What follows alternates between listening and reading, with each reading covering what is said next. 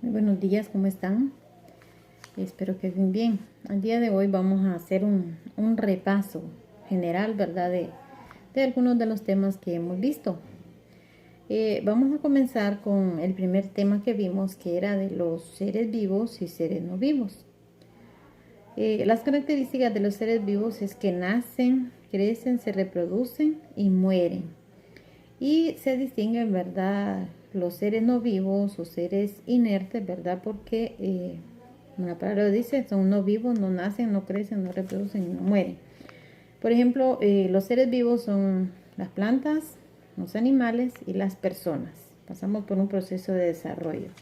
Y los no vivos son cosas materiales, ¿verdad?, que son inertes, o sea, que no tienen vida, como ser un lápiz, una casa, el suelo, una piedra, un libro, un carro. Esos son cosas inertes o seres no vivos, ¿verdad? El sol también es un ser no vivo, porque no nace, ¿verdad? No crece, no reproduce y no muere. Ese es el primer tema. ¿Cómo diferenciar un ser vivo de un ser no vivo?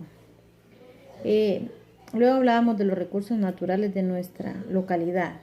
3 recursos naturales importantes para la vida, como ser el agua, que es el recurso vital, ¿verdad? Que sin agua nosotros no podemos realizar ciertas actividades.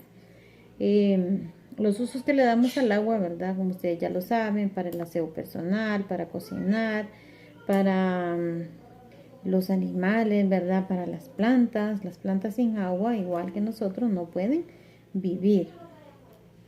El otro recurso natural del que hablábamos es el aire. El aire, ¿verdad? Es de donde nosotros obtenemos el oxígeno para respirar. Y el aire lo provee, ¿verdad?, las plantas. Donde hay plantas hay mucho oxígeno. Entonces el aire también, ¿verdad? El oxígeno es muy importante. El otro recurso natural importante era el suelo, ¿verdad? El suelo, que es donde nosotros vivimos, donde nosotros hacemos nuestra casa, donde se siembran las plantas, donde viven muchos animales, ¿verdad? Que en su interior construyen sus hábitats o sus lugares donde vivir. Por ejemplo, los topos, ¿verdad?, que viven dentro de la tierra. Algunos conejos también que hacen sus cuevas, ¿verdad?, en la tierra. Otros, las lombrices también, ¿verdad?, que viven dentro de la tierra. Entonces el suelo es también muy importante porque es donde nosotros vivimos y donde desarrolla toda la vida del ser humano. Bien, luego vamos a hablar de las partes de las plantas. Las plantas tienen varias partes, ¿verdad? Decíamos, la primera es la raíz, que es una de las partes más importantes, ¿verdad? Es la parte donde la planta se sujeta al suelo y por donde absorbe o donde toma el agua y los sales minerales del suelo. El tallo es otra parte. El tallo es por donde se conduce, ¿verdad?, el agua que toma la raíz. También sostiene las ramas y las hojas. Luego pasamos a las hojas. Las hojas, la función que poseen es por donde respira la planta y es donde se elabora el alimento, ¿verdad? Que la planta toma la luz del sol a través de las hojas y ahí lo convierte en oxígeno, en dióxido de carbono, es decir, en su alimento, ¿verdad? Luego las flores. Las flores, una parte muy importante que por donde la planta se reproduce, es donde se forma el fruto, ¿verdad? Y en el fruto se forma la semilla, que es la que va a dar origen a una nueva planta. Y el fruto, como ya les dije, ¿verdad?, es también muy importante porque es el que da origen a una nueva planta. Entonces son las 5 partes de las plantas y cada una cumple una función. Ahora, ¿qué utilidades nos dan las plantas? Las plantas nos dan oxígeno, nos dan alimento, nos dan madera, nos sirven de medicina y nos sirven de adorno, ¿verdad? Por ejemplo, las rosas los claveles, los jazmines, eso hace que se vean bonitas nuestras casas, por eso nos sirven de adorno. Y las que nos dan alimento, ¿verdad? Son muchas. De las plantas obtenemos la mayoría de alimentos que nosotros consumimos.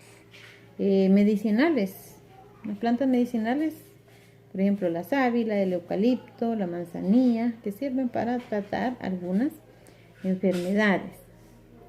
Que nos dan madera también, ¿verdad? Para construir casas, para construir nuestros muebles, como sería el pino, el cedro, la caoba, entre muchos, ¿verdad? Entonces son algunas de las utilidades de las plantas. Bien, ahora pasamos a los animales. ¿Cómo se desplazan los animales? Es decir, cómo se mueven de un lugar a otro. Los animales se mueven de un lugar a otro utilizando diferentes partes del cuerpo. Pueden utilizar sus alas, como ser las aves, ¿verdad? Que utilizan las alas para volar. Pueden utilizar sus patas, ya sea para correr, para caminar, para saltar. Por ejemplo, el perro, el gato, el elefante, la vaca, el caballo, entre otros. Otros utilizan aletas, que esos son los animales acuáticos, ¿verdad? Como los peces utilizan las aletas para nadar, para moverse. Otros utilizan todo su cuerpo, o sea, es decir, que se arrastran para moverse, como ser la serpiente, ¿verdad? Y los cocodrilos, el caracol. Ellos utilizan todo el cuerpo. Esas son, ¿verdad? Cómo se mueven los animales. Ahora, ¿cómo se reproducen? Vimos dos formas, ¿verdad? Animales vivíparos y animales ovíparos. Los vivíparos son los que nacen de la mamá. Por ejemplo, el gatito que les enseñaba nace de su mamá gata. El perro también, ¿verdad? Es decir, la perra tiene muchos perritos. Esos son animales vivíparos. Y los ovíparos son los que nacen de huevos, ¿verdad? La hembra pone los huevos y los calienta o los deja por ahí hasta que llega el momento de que nazcan los animalitos. Entonces, de huevos nace la gallina, el pato, las moscas, las mariposas, entre otros. Entonces, así se reproducen, ¿verdad? Y cómo se clasifican según el lugar en donde viven. Pueden ser terrestres y acuáticos, ¿verdad? Los acuáticos son los que viven en el agua, por decir el delfín, el tiburón, los peces, entre otros. Y terrestres, ¿verdad?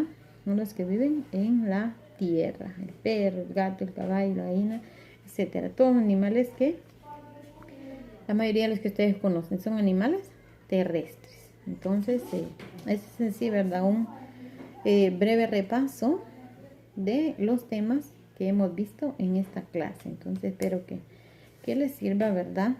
Y que hayan aprendido lo más importante.